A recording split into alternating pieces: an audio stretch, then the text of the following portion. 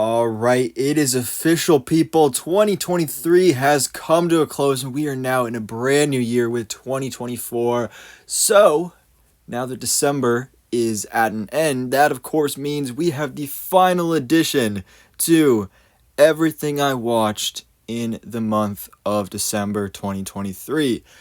That's 12 months right there, people.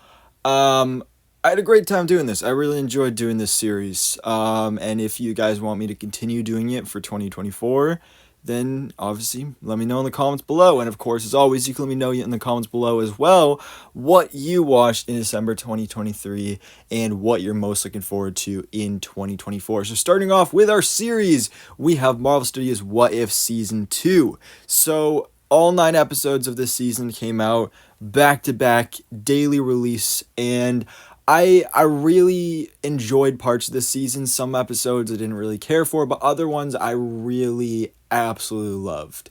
And I'm looking forward to season 3, which I believe is maybe coming out this year, so that's definitely really exciting.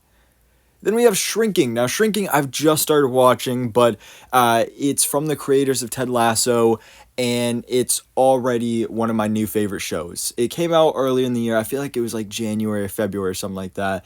But I mean, Jason Segel, Harrison Ford, you put them together. The subject matter here, it's a funny show, but it's also a really deep show as well. I'm loving it so far, and I can't wait to keep watching it. Now, of course, for Christmas, I did watch some Christmas specials of, certain episodes of some of my favorite series. There's too many to count, but the one I'll specifically shout out here is Lexmas. So, this is an episode of Smallville, one of my favorite TV series ever, and every single year I gotta watch Lexmas. This is from, I believe, season 5, and it's basically a version of It's a Wonderful Life, but with Lex Luthor, showing him what life could be like if he wasn't a bad guy. And it's a great episode. It's a really fantastic episode.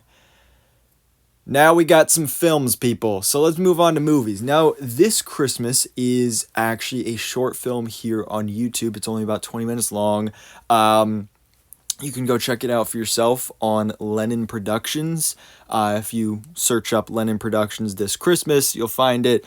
There's some other short films on there as well, including one about hunting Sasquatch. It's pretty funny.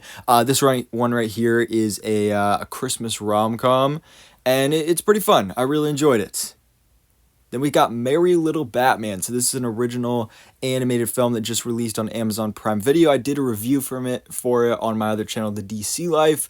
I didn't love it, but also it's not really meant for me. It's meant more for kids, so that is probably why. Now watch Good Luck Charlie, It's Christmas. A classic from the good old Disney Channel days, back when Disney Channel was good. And a great Christmas film. I loved Good Luck Charlie, and the fact that they have their own Christmas movie is amazing.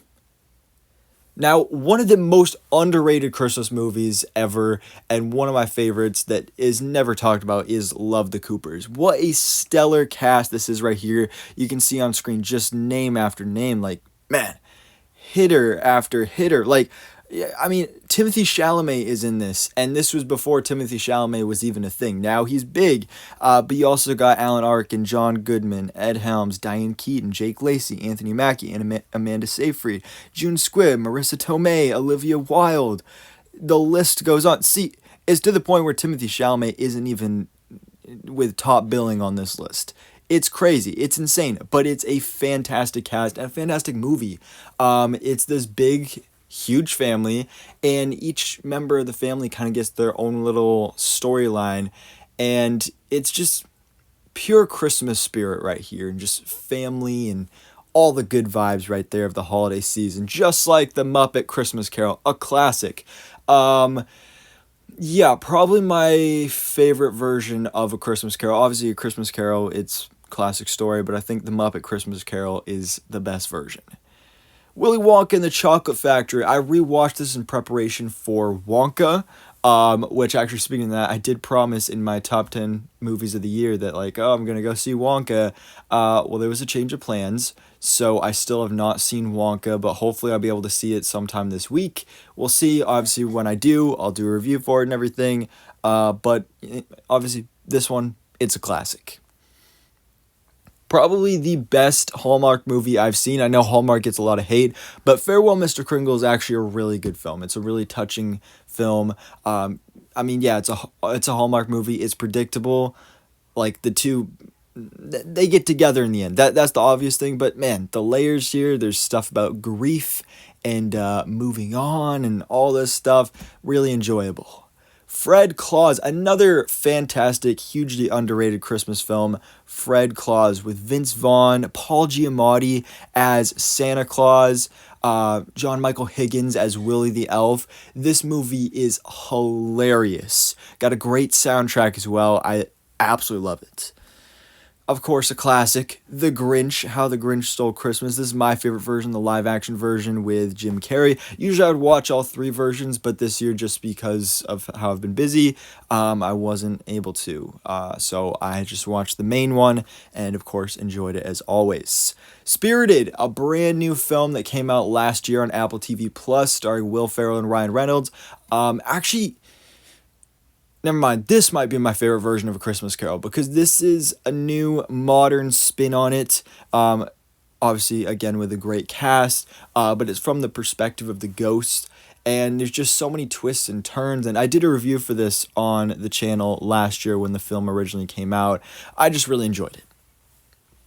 The Santa Claus, of course, again, another classic Christmas movie and franchise you gotta watch. The Polar Express. Bit of a hot take here for Christmas movies, but I do not like The Polar Express. At least not the movie. The movie I don't really care for, mainly because of the CGI animation is just terrifying, and I did find myself kind of bored at times. So I don't like the movie, but I do like the story of The Polar Express. I would love to see an updated version, like if they did a new Polar Express movie, maybe even a live action version would be kind of cool. But yeah, I like the story. I actually worked on the Polar Express this year, and it was fantastic. I had a great experience. So yeah, Polar Express. Maestro, a brand new film on Netflix from Bradley Cooper. He directed and starred in this, but Carey Mulligan is the shining star here. Fantastic performance. Not in my top 10 of the year, but I did enjoy it. There is a review for it out on the channel as well. Jingle All the Way, another classic Christmas movie with Arnold Schwarzenegger. It's turbo time. Great movie. I'll Be Home for Christmas. Love that as well. Rebel Moon, new film from Zack Snyder on Netflix. I have a review for that on the channel as well. Poor Things, one of my favorite films of the year. I went to see this in theaters. Emma Stone deserves the Oscar for this movie. Again, there's a review for it on the channel. Violent Night, I watched this for the first time. I didn't love it, but it was good. It was fun. David Harbour is fantastic as violent Santa Claus. Let Us Know. Netflix kind of just dumps a bunch of stuff on there all the time, but this is one of the lower budget teen drama romance films that I quite enjoy, and it's become a tradition for me to watch this every year. I believe I watched this on Christmas Eve, and it was a great way to spend my Christmas Eve while I was finishing up some last minute wrapping there. But then we get to Christmas morning, people. I got the classics that we watch every Christmas day. A Christmas Story, which, another hot take, I don't like this movie either. But my parents love it, so I have to watch it anyway. Christmas Vacation, a classic. Rudolph the Red-Nosed Reindeer, a classic. Elf, my favorite Christmas movie.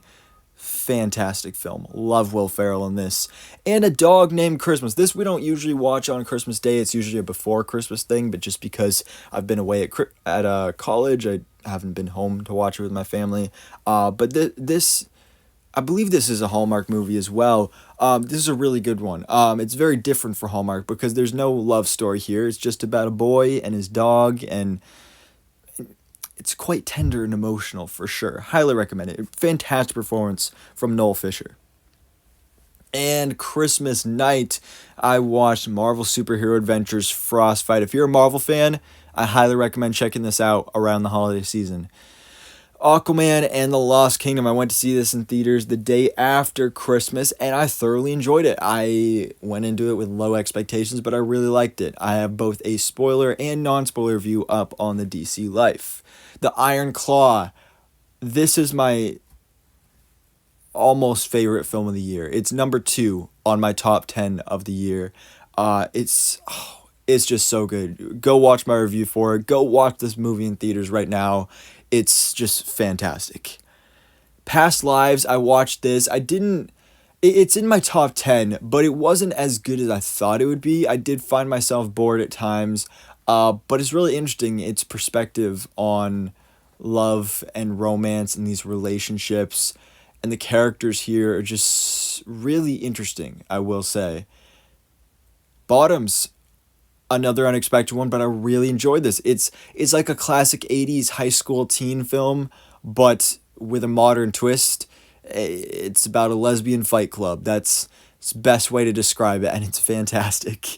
The Santa Claus 2, I didn't get to watch the third one, but I ended up watching at least the first two. Home Alone, of course, had to watch that as well. The Flash movie, I rewatched this before I did my ranking of the comic book movies of 2023. Of course, go check out that video. I also watched Shazam! Fury of the Gods for the first time. This one I really, really enjoyed, way more than I thought I would. The Holdovers. This, a lot of people would say, is the best movie of the year. I watched it and I didn't love it. I liked it, but it didn't make my top 10. I found myself bored with it. But certain moments I did really, really enjoy. Then, to round out the year, the final film I watched in 2023, New Year's Eve, I watched for the first time ever When Harry Met Sally, which takes place on New Year's Eve twice throughout the film. Just a classic, beautiful rom-com love story. Fantastic performances all around. Some great life lessons in here. What a great way to end 2023. But folks, that is it. That is a wrap on 2023. We are now in a new year with 2024. We got some great films, some great series coming out this year. I'm so excited for Deadpool 3, Kung Fu Panda 4, Dune 2. Then on the series side, we got Cobra Kai, the final season. We got Echo. We got, oh man, what else is coming out this year? Let's see. We got, I don't even know, honestly. But hopefully, The Bear returns for season 3 this year. I'm looking forward to the Penguin series on HBO Max. But yeah, guys, 2024 is going to be a great year. I can already feel it. I'm looking forward to it. But for now, that is a wrap on this series for 2023. Again, if you want me to do this again for this year, let me know in the comments below. But for now, guys, thanks for watching. Please drop a like if you enjoyed this video and hit the subscribe button so I can keep you up to date on everything that goes on in the movie life.